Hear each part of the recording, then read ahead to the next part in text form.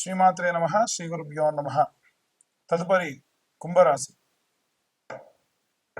కుంభరాశి వారికి సంబంధించి విశ్వావసునామ సంవత్సరంలో ఎలా ఉంది అనే విషయాన్ని తెలుసుకుందాం.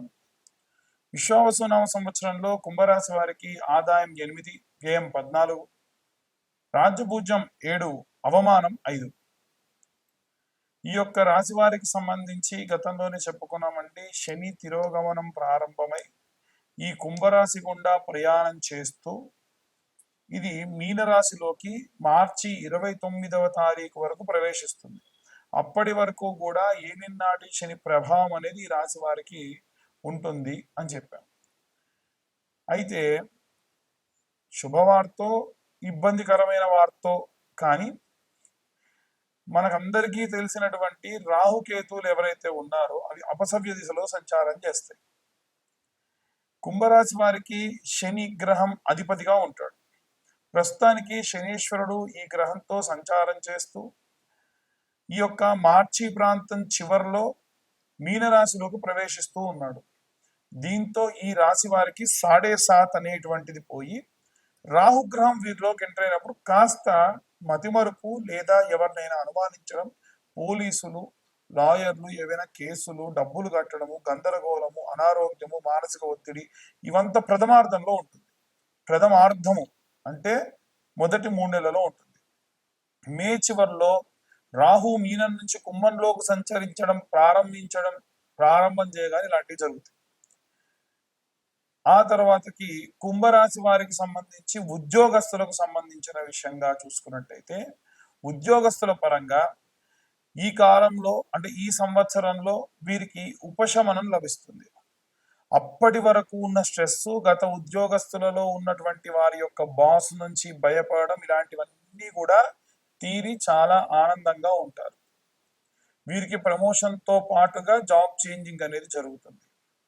ఈ ఏడాది నూతనంగా వ్యాపారాన్ని ప్రారంభిస్తారు. అన్ని విషయాలు కూడా పరిగణలోకి తీసుకుంటారు. వీరి యొక్క పనులలో ఏవైనా కొన్ని ప్రమాదకరంగా మారే అవకాశం ఉంది. టెక్నాలజీకి సంబంధించిన పనులు వేగంగా పూర్తి చేస్తారు. కుంభరాశి వారికి సంబంధించి ఈ ఏడాది ఆర్థిక పరంగా, వ్యాపార పరంగా మెరుగైన ప్రయోజనాలు ఉన్నాయి. అది కూడా ప్రథమార్థం తర్వాతకి, మొదటి 3 నెలల తర్వాతకే. శుక్రుడు లగ్న స్థానంలో ఉండడము, బుధుడు 10వ స్థానం సంచారం చేయడము, కుంభంలో ఉన్నటువంటి వారికి సత్ఫలితాలు లభిస్తాయి. సూర్య భగవానుడు లాభస్థానము అని అంటారు. వీరికి శుభ ఫలితాలు ఖచ్చితంగా ఈ ప్రకారంగా వచ్చే అవకాశం ఉంది. దీని వలన వీరు కెరీర్ స్థిరంగా ఉండడము, ఎక్కువ డబ్బు, ఈ పరంగా ఎన్నో రకాలైనటువంటి విషయాలు చూడొచ్చు. అయితే కుంభరాశి వారికి సంవత్సరంలో ఏప్రిల్ నుంచి నవంబర్ వరకు కొన్ని రకాలైనటువంటి వ్యాపారాలు మాత్రమే అనుకూలంగా ఉంటాయి. తెలవని వ్యాపారంలో పెట్టినా, వారి జాతక రీత్యా వారికి అనుకూలంగా లేనటువంటి వ్యాపారాలు పెట్టినా, కొంతమందికి ఇనుము కానీ, నూనె కానీ, ఫైర్ ఎగ్జిస్టింగ్ కానీ, ఇండస్ట్రీలో నచ్చిరావు, అలాంటి దాంట్లో కూడా పెట్టకూడదు. ఈ యొక్క షష్టగ్రహ కూటమి పూర్తయిన తర్వాతకి గ్రహ సంచారాలు మళ్ళీ ప్రారంభమయ్యేటువంటి కాలము ఉగాది తర్వాతి కాలం కాబట్టి ప్రథమార్థంలో ఈ 7.5 రెండో దశ నుండి ముగించి ఆఖరి దశకు వచ్చి ఈ శనిగ్రహం యొక్క దృష్టి వీరి యందు తగ్గుతూ వస్తుంది. దాని వలన మంచి సత్ఫలితాలు పొందుతారు. రాహు లగ్న స్థానంలో ఉండడం వల్ల కొన్ని గొడవలు జరిగే అవకాశం ఉంది. గత ఏడాది కంటే కూడా ఈ ఏడాది శుభప్రదమైనటువంటి పనులు, ఇంట్లో శుభకార్యాలు, ఏవైనా వైభవంతో కూడినటువంటి పనులు జరిగే అవకాశం ఉంది. సమాజంలో గౌరవం పెరిగే అవకాశం ఉంది. కుంభరాశి వారికి ఈ ఏడాది ఆరోగ్యపరంగా కాస్త జాగ్రత్త తీసుకోవడం మంచిది. ఏదైనా ఆరోగ్య సమస్య ఉంటే నెగ్లెక్ట్ చేయకూడదు, వైద్యుల్ని సంప్రదించాలి. అనవసరమైనటువంటి వాటి గురించి ఆలోచించకుండా ఉంటే మంచిది. ఆహార అలవాట్లు కూడా మార్చుకోవాలి. యోగా, ధ్యానము, వ్యాయామము ఇలాంటివి చేయడం మంచిది. పిల్లల దగ్గర లేకుండా వృద్ధులని, వృద్ధాప్యంలో ఉన్న వారి తల్లిదండ్రులని ఎట్టి పరిస్థితుల్లో ఎవరు కూడా విడిచి వెళ్ళకూడదు. ఇది నా ప్రాధేయం అనుకోండి, బతిలాడుతున్నా అనుకోండి. ఎందుకంటే మన నుంచి వారు దూరంగా వెళ్ళిపోయిన తర్వాత కావాలన్నా వారితో గడిపేటువంటి క్షణాలు రావండి. కాబట్టి పిల్లలు మీ తల్లిదండ్రులను దయచేసి చాలా జాగ్రత్తగా చూసుకోండి. ఒక మనిషి తోడు లేకుండా నడవలేని గ్రహస్థితి ఉన్న వాళ్ళు ఈసారి 12 రాసులలో 7-8 రాసుల వాళ్ళు ఆ మధ్య వయసు దాటిన వాళ్ళు ఉన్నారు. విద్యార్థి దశలో ఉన్నటువంటి వారికి సంబంధించిన విషయంలో కూడా మే మాసం నందు అనుకూలంగా ఉంటుంది.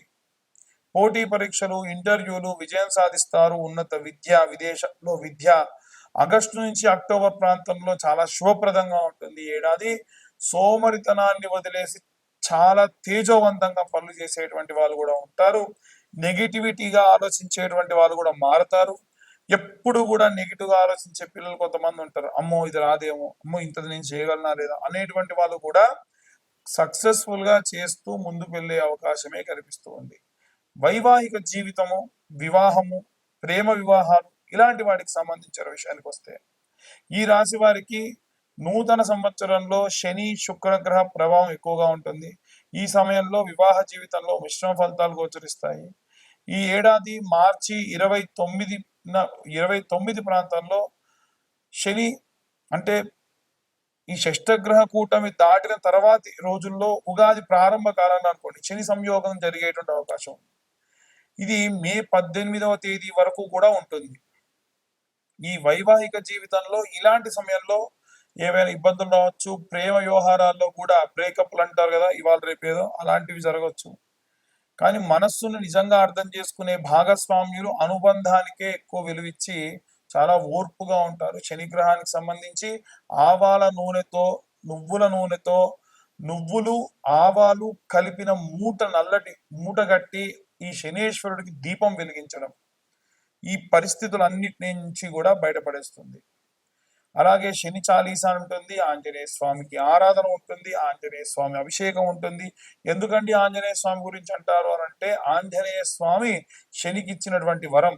నాకు అభిషేకం జరిగిన, నాకు సింధూర పూజ చేసిన, నా పాదముల దగ్గర నిన్ను ఉంచుతాను కాబట్టి నా యొక్క శరీరం పై నుంచి ఈ యొక్క శ్రావణం జరిగినటువంటివన్నీ కూడా, శ్రవించినటువంటివన్నీ కూడా నా పాదముల దగ్గరికి చేరి నీకు ఉపశమనం కలుగుతుంది అని ఆంజనేయ స్వాముల వారు శనేశ్వరుడికి ఇచ్చారు. కాబట్టి ఆకు పూజ, అలాగే సింధూరార్చన, అలాగే స్వామివారికి పంచామృతాలతోని అభిషేకము, మన్య సూక్తంతో కూడినటువంటి అభిషేకం చేయించడం ఉపశమనం కలుగుతుంది. ఇవన్నీ కూడా గోచారరీత్యా చెప్పే విషయంలో పూర్తిగా మీ జాతకానికి సంబంధించి విశ్లేషణతో కావాలి అంటే మీ పేరు, date of birth, time, place కింద ఉన్న నెంబర్కి వాట్సాప్ చేస్తే పూర్తిగా మీ జాతకం విశ్లేషణతో మీరు తెలుసుకోవచ్చు. మీ లగ్నం నుంచి పంచమ, కోణ, సప్తమ, నవమ స్థానాలు ఎవరెవరున్నారు, ద్వాదశ స్థానం ఎవరున్నారు, మీకు ఉన్నటువంటి జరిగేటువంటి గ్రహస్థితి సంచారం ఎలా ఉంది, దశ, అంతర్దశ, నవాంశ, అష్టక వర్గ, గోచారము వీటన్నిటికీ సంబంధించి ఎన్నో రకాల క్యాలిక్యులేషన్స్ వేసి 60 నుండి 70 పేజీల జాతకం మీకు అందించడం జరుగుతుంది. ఈ జాతకానికి గాను ఈ 2025 సంవత్సరంలో కేవలం 2025 రూపాయలు మాత్రమే ఛార్జ్ చేయడం జరుగుతుంది.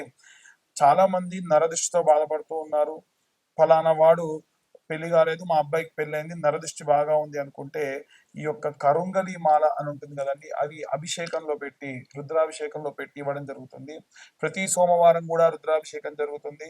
ఎవరైతే మీ యొక్క గోత్రములు పేర్లు సోమవారం కంటే ముందే పంపిస్తారో వారికి వీడియో కాల్ కూడా చేసి చూపించడం జరుగుతుంది. అలా శివుడికి రుద్రాభిషేకం చేసినటువంటి కరుంగలి మాలలు మాత్రమే ఇస్తాం. పూజాది క్రతువులకు ఎటువంటి ఛార్జ్ లేదు. కేవలం కరుంగలి మాలలకు మాత్రమే 1016 ఛార్జ్ చేయడం కూడా జరుగుతుంది. మరొకసారి విశ్వావసనామ సంవత్సరం